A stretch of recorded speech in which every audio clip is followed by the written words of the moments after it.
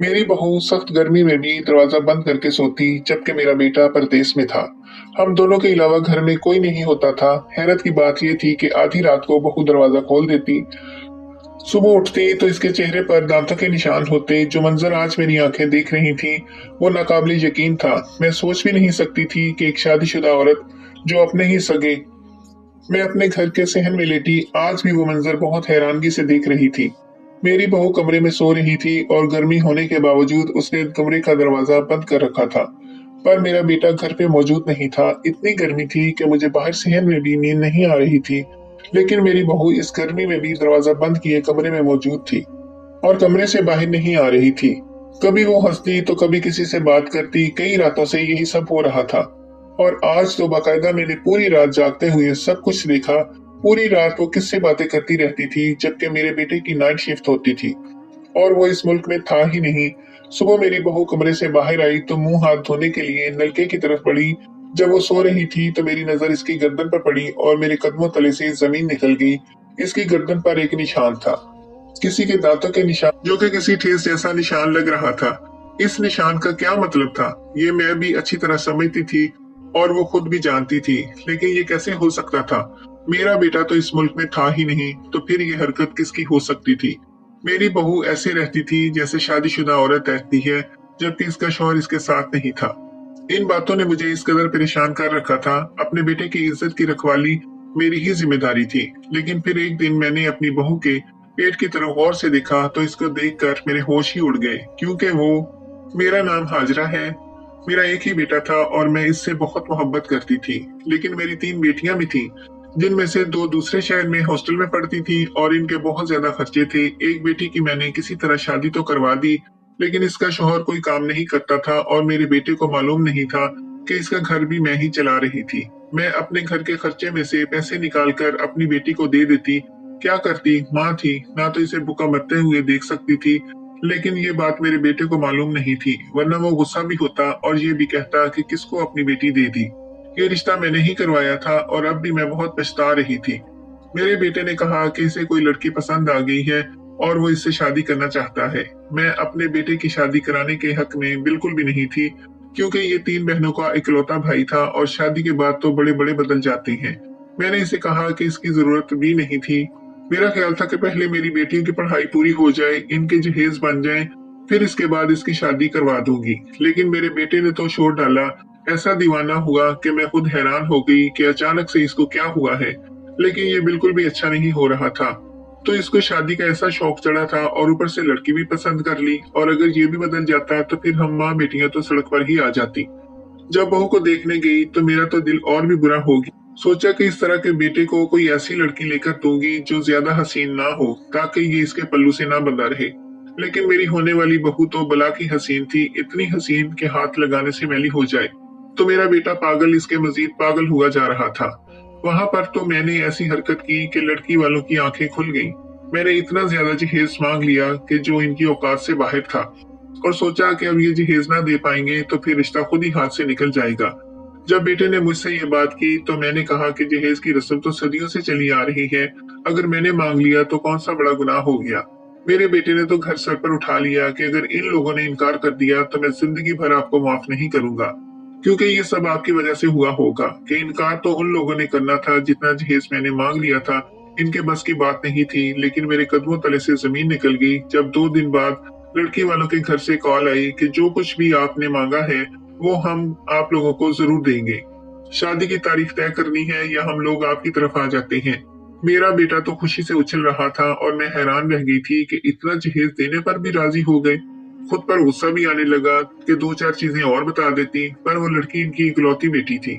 शायद इसीलिए इनको कोई मसला नहीं था, क्योंकि वो इनकी इकलौती बेटी थी। नाम भी इसका साहिबा था। कहीं मेरे घर आकर साहिबा ही ना बनकर बैठ जाती। दुल्हन घर आई तो मेरा बेटा इसके आसपास ऐसे मंडलाने लगता जैसे दुल्हन कांच की बनी हुई है, कहीं टूट ना जाए। हर चीज इसको परफेक्ट चाहिए थी। शादी से पहले इसने मेरा बहुत दिमाग खाया कि सारी चीजें ठीक होनी चाहिए, कोई मेरी बीवी को कुछ कहेगा नहीं। और अभी शादी नहीं हुई थी तो वो उसका ऐसे गुलाम हो गया था जैसे इसके लिए सब कुछ यही लड़की थी। खूबसूरती में कशिश भी बहुत होती है और झूठ नहीं बोलूंगी, वो लड़की वाकई बहुत हसीन थी। लेकिन जो मेरे बेटे की हरकतें थी वो हद से बाहर ही हो गई थी। इसने तो दुकान पर जाना छोड़ दिया था, जब से शादी हुई थी कमरे का कैदी बनकर रह गया था। ये बात अपनी दोस्त को बताई तो उसने तो कानों को हाथ लगा लिया। उसने कहा कि तुमने तो अपने बेटे को खुद ही बर्बाद कर लिया। जब तुम्हें पता था कि तुम्हारा बेटा इस तरह का है, तो फिर इसको लड़की प्यारी लेकर क्यों दी, और वो भी उसकी पसंद की। तुम्हें क्या लगता है कि वो कभी भी इस कमरे से नहीं निकलेगा? मुझे मेरी दोस्त ने मशवरा दिया कि अपने बेटे को मुल्क से बाहर भेज दो, ताकि तुम्हारा बेटा भी हद में रहे। तुम्हारी बहू को भी पता हो कि मेरा शौहर घर पर नहीं है, तो वो घर की जिम्मेदारी उठाए और पैसे भी खूब आएंगे। तुम्हारा बेटा पढ़ा लिखा है, एक दफा पहले भी जा चुका है, इसको मुश्किल नहीं होगी। ये मशवरा बहुत अच्छा लग रहा था। मैंने घर आकर ये पटाखा फोड़ दिया और कहा, पहले भी तो एक दफा गए थे, इसलिए तुम्हारे लिए कोई मुश्किल बात नहीं होगी। वहीं पर कमाओ, दोनों बहनों की शादी करनी है। मेरे बेटे ने तो शोर डाल दिया कि मैं तो बिल्कुल भी नहीं जाऊंगा। ये आपने क्या कह दिया? मैं यहाँ पर ही रहूंगा। मैंने कहा कि तुम नहीं कर सकते दुकानदारी, घर बैठकर नहीं होती ये दुकानदारियां। सुबह से रात तक बैठना पड़ता है। अपने कमरे में बैठकर तुम दुकान नहीं चला सकते। बाहर के मुल्क जाओ, साल में 2 दफा आओ, बस काफी है। दोनों बहनों की शादी करो, इनके जहेज बनाओ, इसके बाद चाहे अपनी बीवी को भी साथ ले जाना, या चाहे हमेशा के लिए यहीं पर आ जाना, मुझे कोई मसला नहीं है। मैं तो अपने भाई के घर चली जाऊंगी। मेरे बेटे ने जाने से इनकार कर दिया, लेकिन मैं भी इसकी माँ थी। मैंने खाना पीना छोड़ दिया। वो बीवी और माँ में फंस गया था, लेकिन उसने अपनी माँ को ही चुना और उसने कहा, ठीक है, मैं बाहर के मुल्क जाने के लिए तैयार हूँ। और वैसे मुझे उम्मीद नहीं थी कि जल्दी मान जाएगा। इसकी बीवी भी खामोश थी। मेरा बेटा तो हत्थे से ही उखड़ गया था, लेकिन फिर मेरी बात मान गया। मुझे भी खुशी हुई कि आखिर उसने मेरी बात मान ली। मानता भी क्यों ना, बेटा तो मेरा ही था ना। 2-3 हफ्ते बाद टिकट लेकर रवाना हो गया। इसके जाने के बाद इसकी बीवी उदास थी, इतना तो जायज था। लेकिन मैंने इसे कहा कि जब शौहर परदेश में हो तो इसको रो रो कर नहीं दिखाते, कुछ भी हो जाए तो इसे कहते हैं कि सब ठीक है। उसने भी कहा कि ठीक है। मैं बहुत खुश थी कि चलो बेटा भी मान गया और बहू भी काबू में आ गई है। मेरी बहू सारा दिन घर के काम भी करती, कोई बात भी ना करती थी, ना ज्यादा बोलती, ना ज्यादा मेरा सर खाती। लेकिन रात होते ही इस घर में एक ऐसा काम शुरू हो गया कि मैं बहुत ज्यादा परेशान हो गई। गर्मियों के दिन थे, मैं अपना बिस्तर बाहर सहन में लगाकर सो जाया करती थी। सच कहूँ तो सहन में भी गर्मी की शिद्दत में कोई कमी नहीं आती थी। एक शादीशुदा जोड़े को कमरे में सोने की जरूरत होती है, चाहे गर्मी हो या सर्दी। इनको कमरा बंद करके अंदर ही सोना पड़ता है, खासकर शादी के शुरू के दिनों में। पर मेरा बेटा तो घर पर नहीं, तो मैंने अपनी बहू से कहा कि तुम भी अपनी चारपाई सहन में डाल लो, अंदर गर्मी में तो किसी का भी दम घुट जाएगा। तो कहने लगी कि नहीं, मुझे अंदर ही सोना है। मैंने इसे समझाया कि नहीं, गर्मी है, लेकिन उसने मेरी बात ना मानी। मैंने कहा, चलो ठीक है, जब गर्मी लगेगी तो खुद ही बाहर आ जाएगी। आधी रात को वैसे भी लाइट चली जाती थी और वो वक्त बहुत ही बुरा होता था, क्योंकि अच्छे भले इंसान की नींद भी खराब हो जाती थी और गर्मी से 1 घंटा गुजरता भी ना था। लेकिन मेरी बहू तो इस घंटे में बाहर ना आती, रोज रात को अंदर ही सोने लगी। इसके कमरे की लाइट भी काफी देर तक ऑन रहती थी और कभी कभी मुझे इसकी आवाज भी आती। सोचने लगी कि मेरे बेटे से ही बात कर रही होगी। अगले दिन इसे टोक भी दिया कि ज्यादा इसे अपनी तरफ मत लगाओ, इसको काम करने दो। दिन भर काम करेगा और रात भर तुमसे बातें करेगा, तो फिर आराम किस टाइम करेगा? बीवी वही अच्छी होती है जो अपने शौहर के आराम और सुकून के बारे में सोचती है। बंदा 2-4 दिन बात कर लेता है, ये रोज रोज की बातें करना मुझे पसंद नहीं थी। मैं तुम्हें मना कर रही हूँ, तुम इसे खुद ही मना कर देना। मेरी बहू ने कहा कि आइंदा ऐसा नहीं होगा, और इस रात ऐसा हुआ भी नहीं। पर सुबह जो देखा, वो देखने के बाद तो मेरे कदमों तले से जमीन निकल गई। मेरी बहू के चेहरे पर दांतों के निशान थे, लेकिन मेरा बेटा तो परदेश में बैठा था। फिर ये काम किसका था? मैंने अपनी बहू से पूछ ही लिया, क्योंकि खुद ही परेशान होने से मेरा ही खून जल रहा था। मैंने इससे पूछा कि ये तुम्हारी गर्दन और चेहरे पर क्या हुआ है? तो उसने कहा कि कोई मच्छर काट गया होगा। लेकिन क्या वो मुझे पागल समझती थी? क्या वो ये नहीं जानती थी कि हर औरत जानती है कि ये किस चीज का निशान है? मेरी शादी हुई थी, मैं तो समझती थी इन चीजों को, वो दांतों के निशान थे। तो क्या इसका मतलब है कि मेरे बेटे के जाते ही मेरी बहू ने किसी के साथ चक्कर चला लिया था? जबकि अभी तो मेरे बेटे को गए हुए सिर्फ 3 हफ्ते ही हुए थे।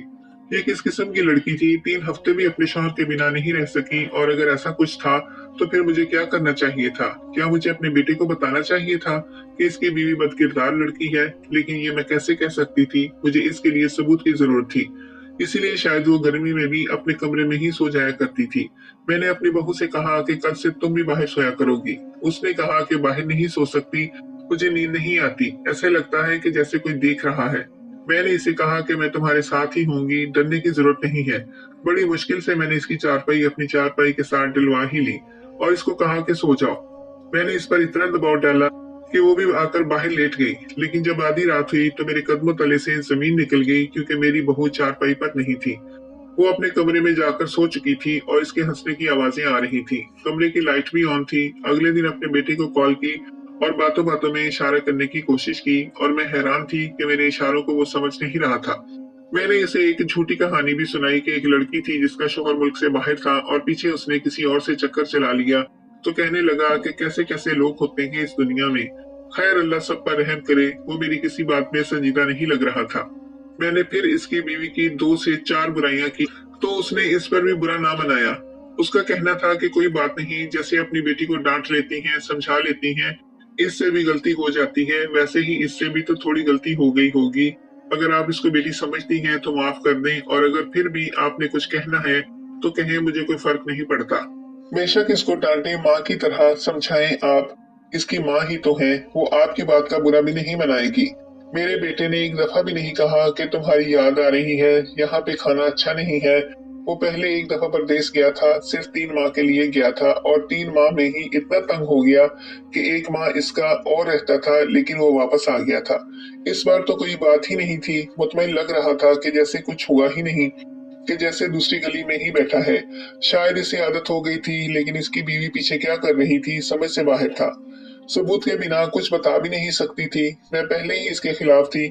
ये जो जरूरत से ज्यादा खूबसूरत लड़कियां होती हैं, इनके यही काम होते हैं। मेरी बहू रोज रात को यही काम करती, गर्मी में अपने कमरे में सो जाती और आधी रात को कमरे का दरवाजा खोल देती, जैसे किसी के लिए दरवाजा खोल रही हो कि वहां से जा सके।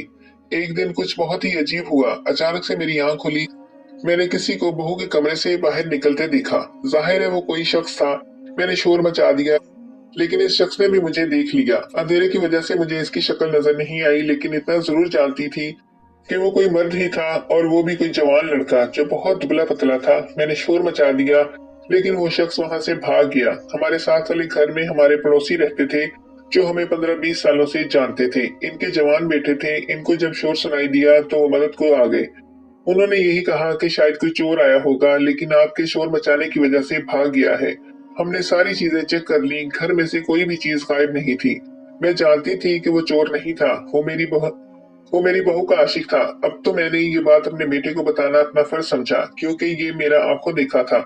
मैंने इसे इसी दिन फोन किया और ये बात बता दी, मगर उसने कहा कि ऐसा नहीं हो सकता, वो चोर ही होगा। आप क्यों शक करती हैं? ऐसा कुछ भी नहीं। इसने इस बात को इतना नॉर्मल लिया कि मैं हैरान रह गई। लेकिन मेरी बहू की जो हरकतें थी वो भी तो हैरान कर देने वाली थी। आजकल तो वो अजीब हरकतें कर रही थी। कभी रात का खाना ना खाती तो कभी दिन का खाना। मैंने पूछा कि क्या बात है, तो कहने लगी कि दिल नहीं करता। फिर एक दिन तो हद ही हो गई। अचानक से इसका दिल मतलाने लगा और वो वहां से उठकर भाग गई। मेरी बेटी इसके पीछे गई तो पता चला कि भाभी तो उल्टियां कर रही है।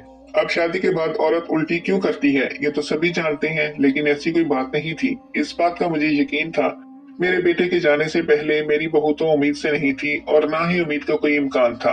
औरतों की बातें सही, लेकिन मुझे यकीन था कि इसको गए हुए 5 महीने हो गए थे।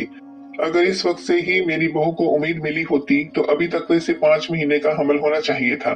लेकिन ऐसा नहीं था, और ये हम दोनों जानते थे। मेरी बहू ने कहा कि मेरी तबीयत खराब हो गई थी।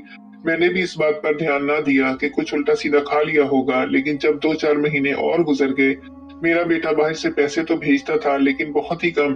कहता था कि काम अच्छा नहीं चल रहा। 2-4 माह गुजर गए तो देखा कि मेरी बहू का पेट बढ़ने लगा था। मेरी बहू तो दुबली पतली थी, लेकिन पेट की जगह से इसका पेट बढ़ने लगा था। अब ऐसा कैसे हो सकता था? मैंने तो घर में शोर डाल दिया। अब मैं अपनी बहू को बदकिरदार और बदचलन और जाने क्या क्या कहती।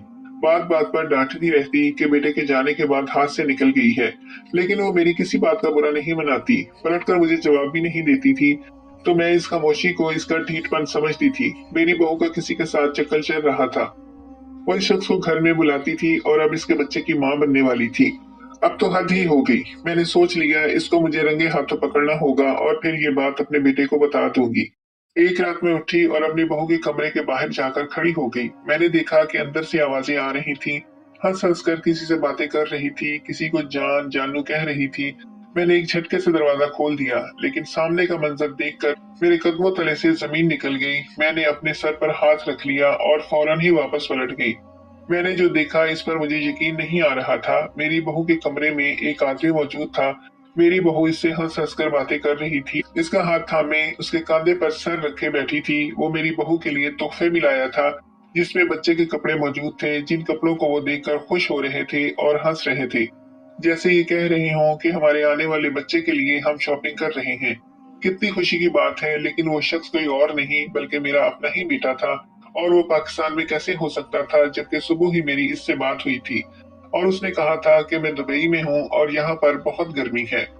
मुझे देखकर वो दोनों ही घबरा गए और मेरा बेटा मेरी तरफ बढ़ा, कहने लगा कि अम्मी परेशान ना हो, मैं आपको सब कुछ समझाता हूँ। मेरे कदमों में बैठ गया। अपने बेटे को वहां देखकर मैं हैरान थी। जब मुझे यकीन हो गया कि मेरा ही बेटा है और मेरे को ख्वाब नहीं देख रही, तो मैं बहुत पुरसुकून हुई। लेकिन मुझे साथ ही गुस्सा भी आ गया। मैंने कहा कि तुम यहाँ पर क्या कर रहे हो, किस वक्त आए हो, तुम क्या चल रहा है यहाँ पर। तो मेरे बेटे ने मुझसे माफी मांगी और कहा, मैं अपनी बीवी से बहुत ज्यादा प्यार करता हूँ। अभी हमारी शादी हुई थी और हमने तो अभी एक साथ एक हफ्ता भी नहीं गुजारा था कि आपने मेरे सर पर बाहर जाने की तलवार लटका दी। आप खुद ही सोचें कि एक बंदे की शादी को हफ्ता भी ना हुआ हो और इसे कोई कहे कि अपनी खूबसूरत बीवी को छोड़कर सात समंदर पार चले जाओ, तो इस पर क्या गुजरेगी। आपको मनाने की बहुत कोशिश की, इनकार भी किया, समझाया भी, लेकिन आप तो भूख हड़ताल कर बैठी। अब इसका मतलब तो यही था कि आप किसी की बात मानने को तैयार नहीं थी। लेकिन मैं भी अपनी बीवी को छोड़ के जाना नहीं चाहता था और ये भी मेरे बगैर नहीं रह सकती थी। इसलिए हमने बीच का रास्ता निकाल लिया। मैं आपके सामने ये नाटक करने लगा कि मैं दुबई चला गया हूँ, रवाना हो गया हूँ, जबकि मैं लाहौर जाकर वापस आ गया था और अभी भी इसी शहर में काम करता हूँ और अपने एक दोस्त के साथ काम करके दिन भर वहीं पर रहता हूँ। लेकिन जब रात होती है तो मुंह छुपाकर अपने घर में आ जाता हूँ और पिछली गली में खुलने वाली खिड़की से अपनी ही बीवी के कमरे में दाखिल हो जाता हूँ। वापस जाने के लिए कभी कभी मैं दरवाजे को इस्तेमाल कर लेता हूँ, क्योंकि इस वक्त आप सो रही होती हैं। लेकिन इस दिन आपकी आंख खुल गई। जिसको चोर समझा था वो आपका ही बेटा था। आपने ही मुझे ये सब करने पर मजबूर किया है। आपने मुझे मजबूर किया कि मैं आपको धोखा दूं और मैं आपको कम पैसे भेज रहा था, क्योंकि मैं पाकिस्तान में ही रहते हुए कमा रहा था। मैंने अपने बेटे को बुरा भला कहना शुरू कर दिया कि अगर इतनी ही आग लगी हुई थी दिल में, अपनी बीवी से दूर नहीं जा सकता था, तो फिर डर किस बात का था। मुंह से बोल देता कि ऐसा है, तो मैंने क्या तलवार लेकर तेरे पीछे पड़ जाना था। मैंने गुस्से से कहा। मेरा बेटा प्यार से बोला कि आपको नाराज करने का डर था। मैं अपनी बीवी और आपसे आपको चुना चाहता था, लेकिन इसका मतलब ये नहीं कि अपनी बीवी को एक तरफ रख देता। आपने मेरी बीवी को कितने गंदे गंदे इल्जाम लगाए, इसे गालियों से पुकारने लगी, लेकिन उसने आपकी किसी बात का जवाब तक नहीं दिया, जबकि इसके पास बहुत अच्छा जवाब था। ये बच्चा मेरा है, आप दादी बनने वाली हैं और आपको पता है हमारे घर में एक प्यारा सा बेटा होने वाला है। आज ये बात हमें पता चली है। अब आपको सब कुछ पता चल चुका है, तो मैं आपको यही कहूंगा कि मैं अपनी बीवी और होने वाले बच्चे को छोड़कर नहीं जा सकता। आप लोग मेरी फैमिली हैं, लेकिन ये लोग भी तो मेरी फैमिली हैं, मेरी जिम्मेदारी है। अपने घर को छोड़कर मेरे लिए ही तो आई है। मेरे बेटे ने मुझे बहुत प्यार से समझाया और मैंने इसे माफ कर दिया। मैंने कहा कि शायद मैं खुद गर्ज हो गई थी, क्योंकि गलती मेरी थी। मेरे बेटे ने भी वादा किया कि वो हमेशा हम सबका ख्याल रखेगा। फिर उसने यहीं पर रहकर एक नया काम शुरू कर दिया, जिससे इसकी अच्छी खासी आमदनी होने लगी। अल्लाह ने इसे प्यारे से बेटे से नवाजा। बहुत प्यारा है, घर में रौनक लग गई है। अपनी दोनों बेटियों के लिए जहेज भी जमा कर रही हूँ और ये मेरे बेटे की बदौलत ही हो रहा है। सब साथ रहते हैं, कोई ना कोई छोटी बड़ी चीज लेकर हम रख रहे हैं और रिश्ता भी तलाश कर रही हूँ। सोचती हूँ कि दोनों बेटियों की शादी एक साथ ही कर दूं। अपनी बहू से जुबानी कलामी एक ही दफा माफी मांगी तो इसने मुझे फौरन माफ कर दिया। अच्छी है और मैं अपनी फैमिली के साथ खुश